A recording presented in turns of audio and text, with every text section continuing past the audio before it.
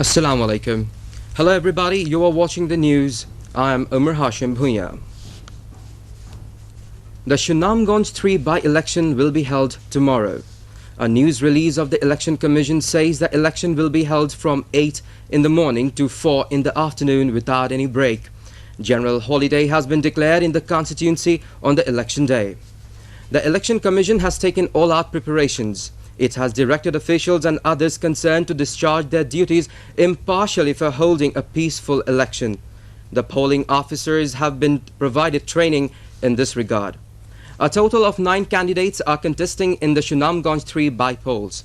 The seat fell vacant on April 27th following the death of veteran Awami League leader and former minister Abdul Samad Azad.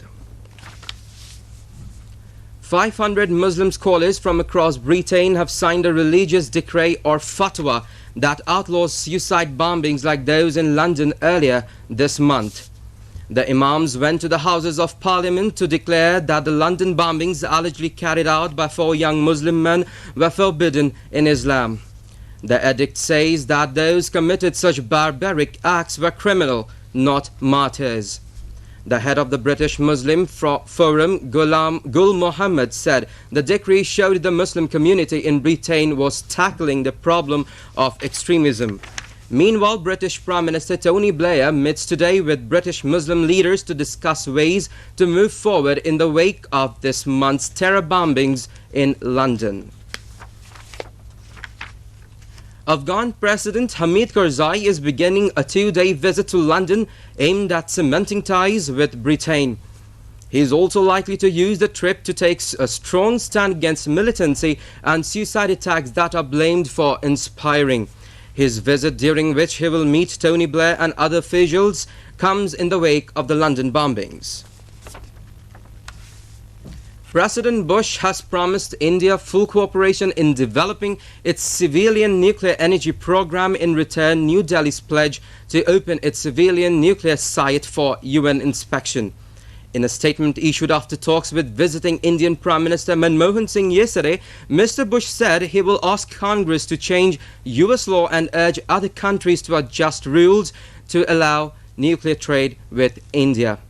In a comments to reporters, Mr. Bush spoke about the prospect for enhanced cooperation between the two nations in the fields of science, economics and security.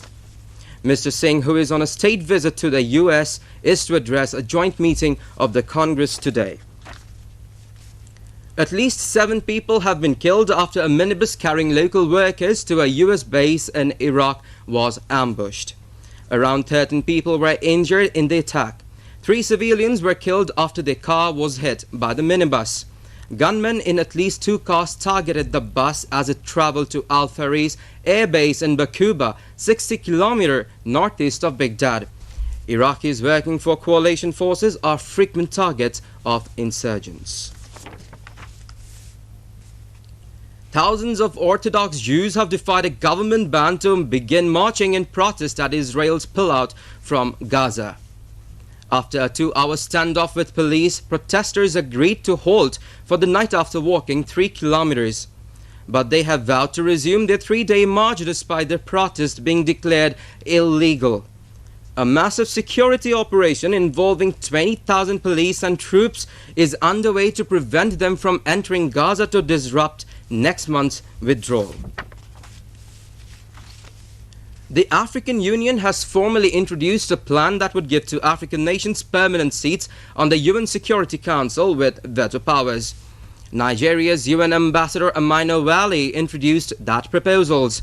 The African bloc wants to enlarge the council to give it 6 new permanent members, all of which will have veto power and 2 of which should be African states.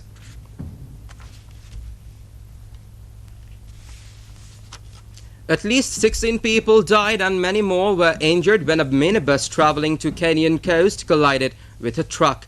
The accident occurred before dawn at Maungo, west of Mombasa on the Kenya's east coast.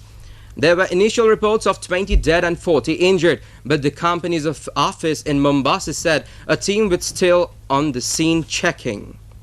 Bus crashes are familiar occurrences across Africa, often blamed on speeding poor roads and overloaded vehicles. Viewers, that's all for now. Don't forget to watch our next news headlines in Bangla at 4 p.m.